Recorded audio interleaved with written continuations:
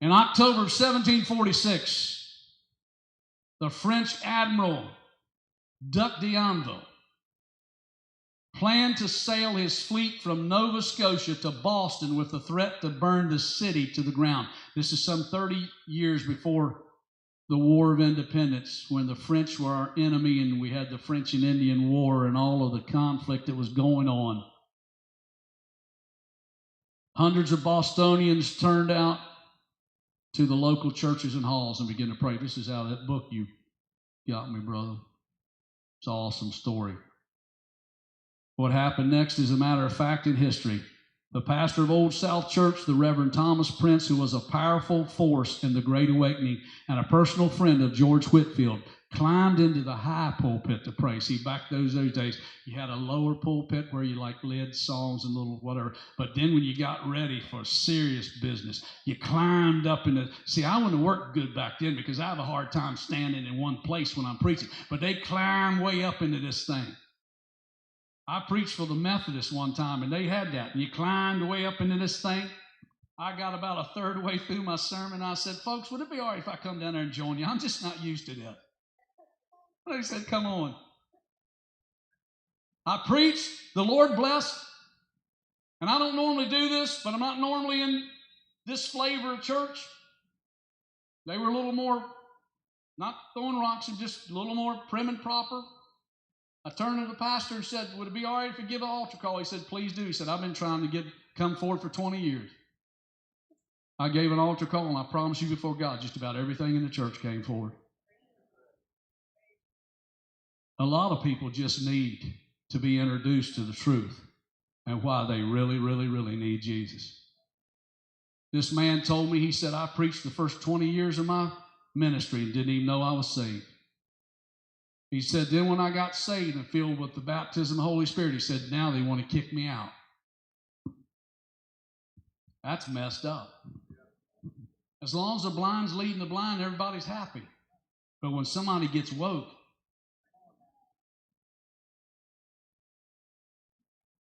the devil starts to choke. Hello? I could bust into rhyme there, but I'm going to let it pass. I really could.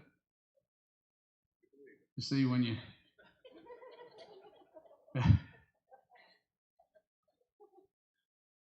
and he'll break every yoke.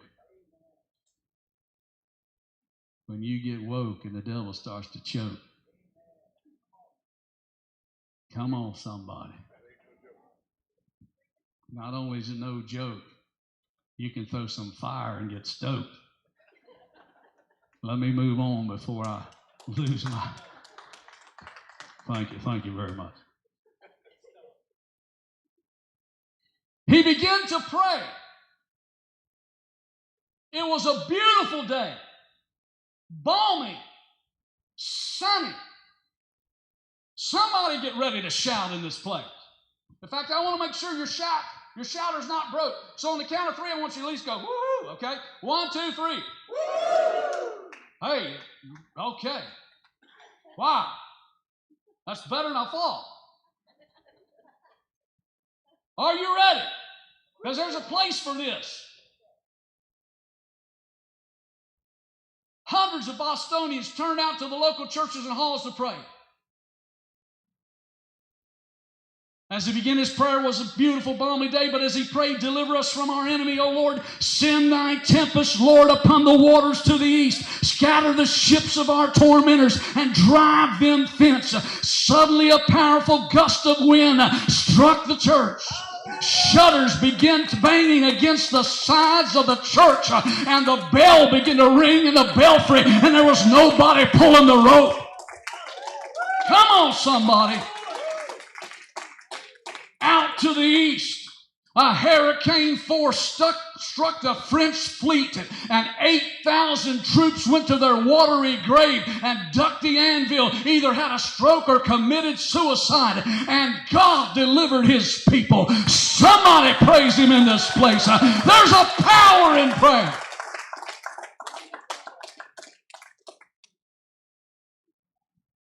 You can make your boast, we're coming to burn you to the ground. But you'd have probably been better off to keep your mouth shut because you just woke the church. I said, you just woke the church. And the church has been a sleeping giant too long. But when the church, the sleeping giant, wakes up, the first thing on the menu is kill some giant.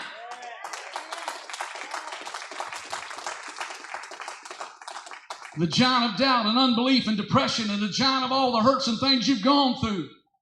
The giant of brokenness and dysfunction. Come on, somebody. All of those giants come falling. Hallelujah.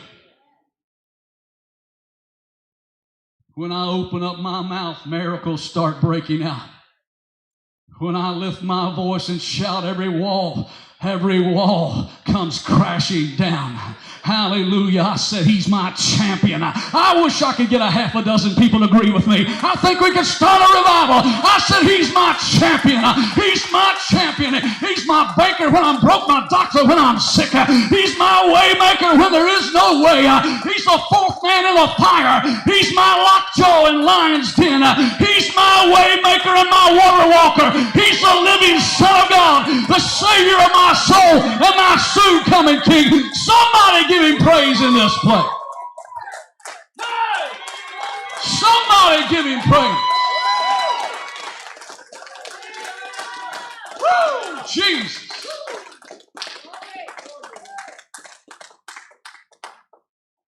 I about had enough of this mess. The devil can take his COVID garbage back to hell and make a sandwich and shove it in sideways. Amen.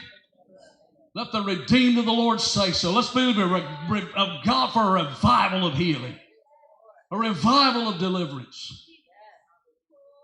Whew. My Lord, I feel that. Hallelujah, hallelujah. Oh, my Lord, hallelujah. Come on, somebody praise him just a little bit. Thank you, Jesus. Whoa. Hallelujah. Come on, somebody. I believe you can do a little better than that. Come on, shout unto God. Hallelujah. Clap your hands, all you people, and shout unto God with a voice of triumph. Glory to God. Oh, I got to finish his prayer.